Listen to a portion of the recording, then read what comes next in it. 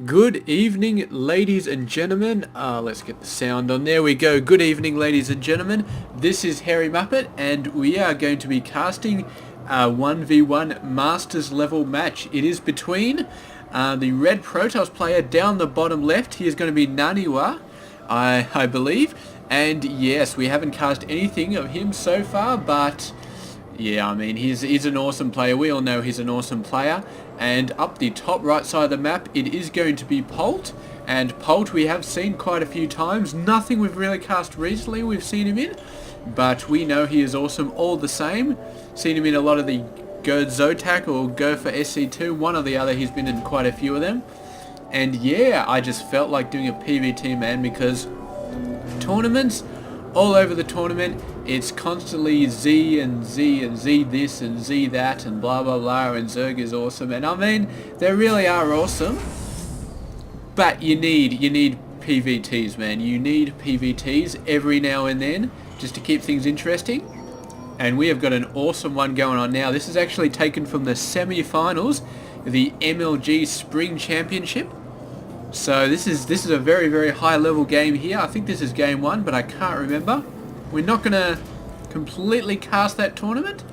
I don't think there was I don't know, there was some weird stuff going on with that tournament. I had a look and yeah, I don't know, I just decided I didn't want to cast it. I can't remember what was wrong with, maybe it was the replays, maybe it was something else, but yeah, there was something weird going on. And anyway, that's like a month and a half almost ago that was cast. So yeah, look at this, very interesting, whacking a pylon down the backside. It's almost like he's going to cannon rush his own expansion, but yeah, why would you do that? I mean, you wouldn't. There's no point discussing it. So very interesting though that he actually is doing that, and I suppose we'll find out soon enough. Maybe he wants something down there to be able to warp in units, but he doesn't like having it out in the open there where it can easily get taken out. I don't know. Maybe he's going to try and hide some tech over there, but it's not really hidden because, I mean, SCVs, all that other stuff are going to go back here. Maybe this is just a preparatory pylon to put some cannons here to defend his workers. That very well may be what it is. And meanwhile, he's just got some standard tech going on the way. Getting the gate tech out nice and early, so good stuff. And Polt pretty much doing the same things, sort of. Well, he's not doing the same things because he is Terran, and of course NaNiwa is Protoss. But he is going to get a fairly early command center down, so that's going to be awesome. The Zealot trying to hit this guy, not really doing too much. He's actually getting us a sentry out as well. So I'm not sure. Maybe I can just call him Nanny or Nan or something like that. But our red Protoss player NaNiwa is possibly thinking about doing some early stuff here, or he could be. I mean, he hasn't got a crap load of gateways though. He looks like he's going standard. I thought maybe if he knew about this early expansion, he could have got out a couple more gateways, done some 6-7 minute pressure or something like that. But with a bunker out there, I'm not sure it really would have worked. So NaNiwa trying to go, so not really trying, but actually getting the early expansion out. A bit later than Polt, but it's not too late, I feel like. I feel like that's still going to be a very decent time to be getting it out. And yeah, just moving on in and getting it done, going for it. And we've got a supply depot going down, we've got a mothership core. We've got all sorts of stuff. The sentries definitely do not want the scout. You can tell by the way they're positioned there that they don't want the scout. So maybe we're going to be seeing some crazy tech options going down there. He's not getting a Twilight Council. He may be getting an early robotics bay. Maybe going for very, very fast Colossus, trying to hide it. That could be a very good idea, because I mean Polt loves to get his Marines out nice and quickly. He'd probably get some Marauders out as well. There we go. Hallucinated Phoenix coming out from the Stalkers. They're going to see everything, but everything is not really that much because Polt has not really done anything crazy. In fact, he doesn't really have a factory. He doesn't even have a factory at this point, which I suppose is, you know, it tells you something in itself. The fact that he doesn't have a factory, it means that he's going to be, you know, getting nice and heavy on the Marine production. And yeah, I mean, I mean, NaNiwa can see it from here. Just the 3 barracks, 1 tech lab for producing stim. It's just going to be Marines all day, every day. He's starting to produce a Marauder, but Marines running back here, they're a little bit worried now about, I don't know, Mothership Core, Oracle, something like that. But we can see that NaNiwa has gotten a Dark Shrine over here. So he's going to be going out for the sneaky attack off the expansion. And he definitely does not want Polt to be seeing that, but I don't think Polt's going to waste a scanning the backside of NaNiwa's base to try and scout that. He's going to be scouting the front though, trying to see some stuff. Not quite going to be able to see that though, so there we go. Actually, this is the War Prism, getting in with 3 sentries, trying to do some damage. Unfortunately for NaNiwa, it was a good attack. You block this ramp, you take out a whole lot of workers. 90% of the time, most of the army is going to be down here, and if you block the entry, they can't get in. You just have to deal with reinforcements, and you can snipe off a ton of workers. But unfortunately for him, a very decent amount of forces were actually just sitting in the middle of the line up here. So that very nice attack was completely blocked there, and maybe NaNiwa did this in a previous game, and Polt was just sort of countering it. But here we go. This is going to be the DTs coming out here, and they're going to be having a crack. Polt doesn't have anything really in place. He's going to have to rely on his scans, and I don't know how much energy he's got. That one's nearly got enough. That one has not. So yeah, the DT's trying to get past, and some workers are going to go down. There's a scan going down. 1 DT going down. But this guy, he's got not enough energy left. It's going to take him ages to get as much energy as he needs. And yeah, this DT is going to go nuts, although we really shouldn't be going nuts on that thing. There's 43, 44. The DT's not getting anything right now.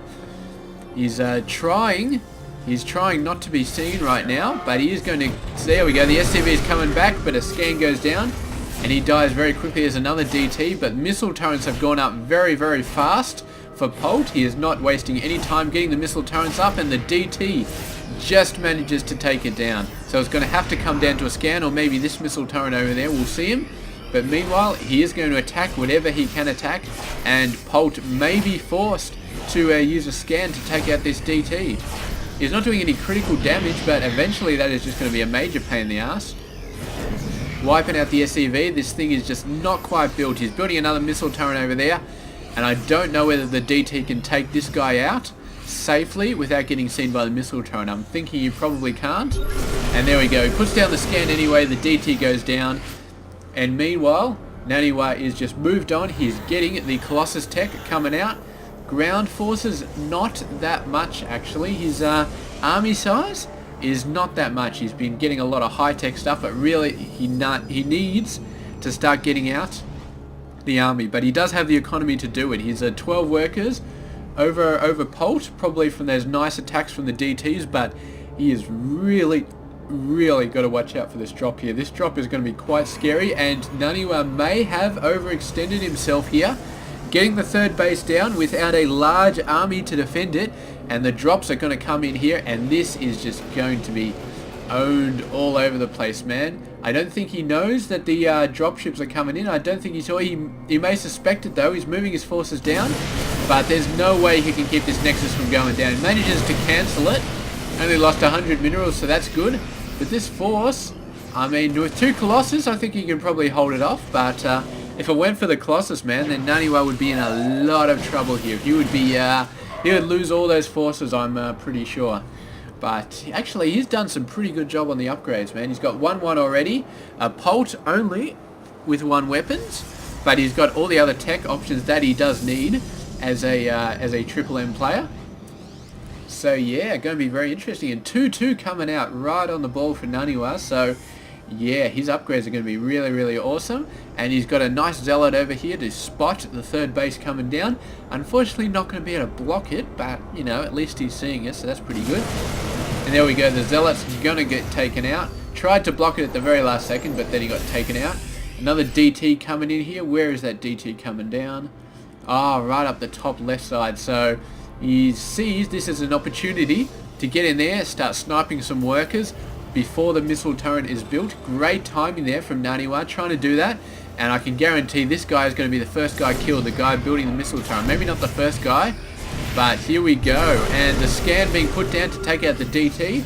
You got like 3 workers though, so that's not bad. Meanwhile, a Viking taking out the warp prism, or at least knocking it back. Another hallucinated Phoenix checking out the tech options. Just gets taken out, but there's nothing crazy going on here. There's an armory, but that's probably all to write home about. All of the rest of the stuff is pretty much expected. And yeah, Polt moving out there to take out that warp prism. And moving on. Going straight into the mid game. And yeah, NaNiwa's got the worker advantage, but Polt definitely has been shoring that up quite well. Getting quite a ton, but NaNiwa's not gonna let him get away with it. He's going to continue to push the worker production to keep himself in a good position, and the Colossus tech really getting out there. And we can see, if we have a look at the units tab, he's got a half decent amount of Vikings. There's 6, but he really needs to keep the pressure on with those Viking numbers. He needs to be producing them constantly, I think, because God knows NaNiwa is constantly producing Colossus at this point. Although he may be switching out to a little bit of High Templar tech. No, not for Storms, but it is for Archons, so they're going to do very good at being the buffer zone for the Colossus to get off the hits they need. And the Stalker's going right out, but yeah, they're going to have to blink out there. The Stim caught them by surprise, and they did take a couple of hits. Meanwhile, these guys coming in, but they're going to be held up by the pylon. And yes, the force is going to come back just in time. I'm not sure, he's moved out most of his force to protect his expansion, but I don't think he's left enough to defend his third, and third is going to go down. It's going to take some nice hits. Defends the natural quite easily, but I think, there we go, Mothership Core warping in, but he is going to lose the Nexus here. Just lost the Nexus, and I don't think he quite did it right. He tried to split his forces, leave enough there to defend, while moving enough there to defend this one, but I think he moved too much. He didn't leave enough here, and he did lose a Nexus due to that. So yes, Polt definitely taking a nice advantage there, getting that Nexus down, doing a great hit. And yeah, NaNiwa's going to have to punish him for doing this. He's going to have to make something happen. But there we go, man. The upgrade's really starting to get going for Polt now. NaNiwa is on 2-2, and he's been there for a while. Polt is about to finish 2-2. He's actually got 2 armor going for his mech as well. Although I don't think the Hellbats are going to be very useful in this battle. There's just too many Stalkers, too many Colossus. Zealots may be able to get wiped down by the Hellbats, but I don't think it's going to make too much of a difference. And he's actually got 3 weapons out on the way, so this is going to be pretty awesome. But these guys are being very shaky, and there's actually not that many Colossus. He's stopped producing the Colossus. So 3, and Polt, I feel like he has quite enough of Vikings. They're going to be shifting away from the Stalkers, trying to get some hits off of the Colossus, but the Stalkers constantly chasing them. The Zealots going in, the small amount of Hellbats have been taken out, and so far the Zealots are doing an awesome job here. And the Archons backing them up, man. It's just been crazy amounts of damage, and pushing the army back quite well, defeating them quite soundly. And NaNiwa's going to push in.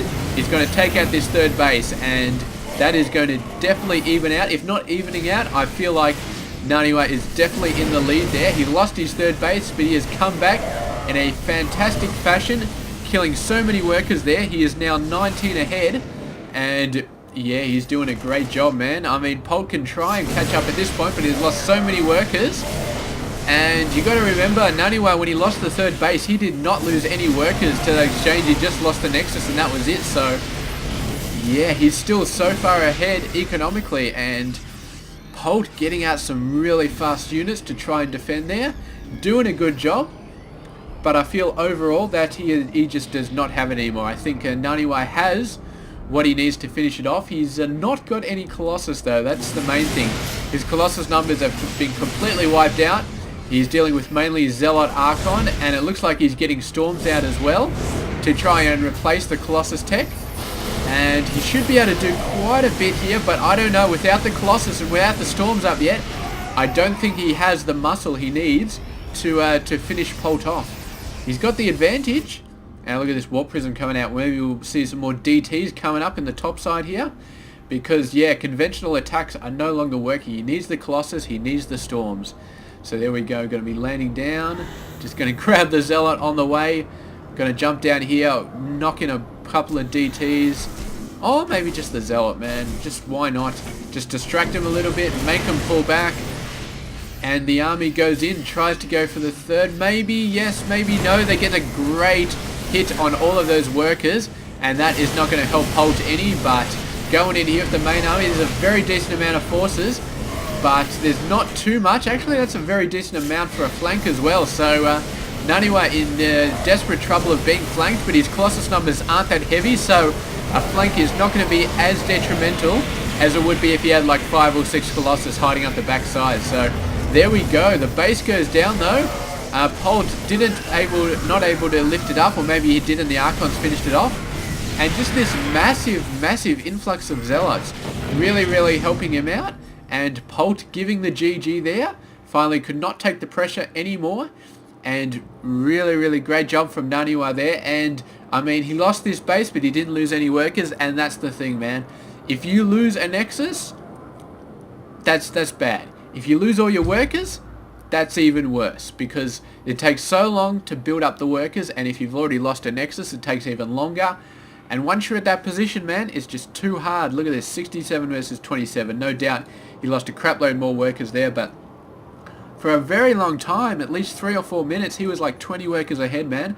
And that won him the game. That absolutely won him the game, having that worker advantage. You just got the army advantage up.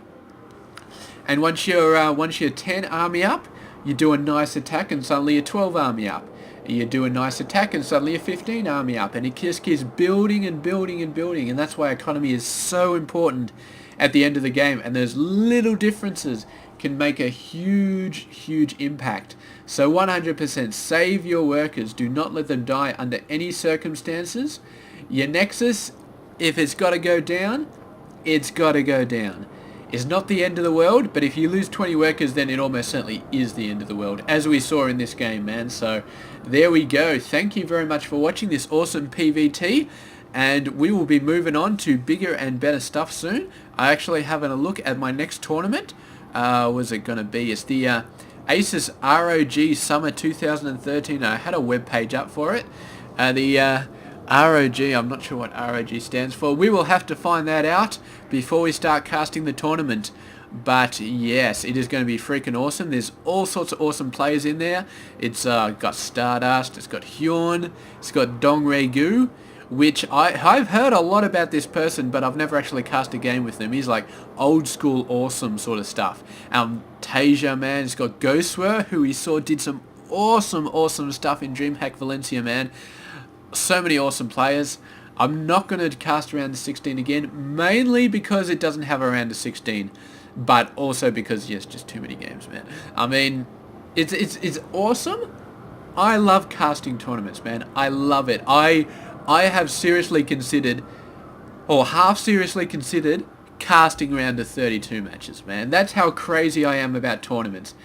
But even I'm not crazy enough to actually cast and upload them, because I upload like 3 games a day, and yeah, that would be insane.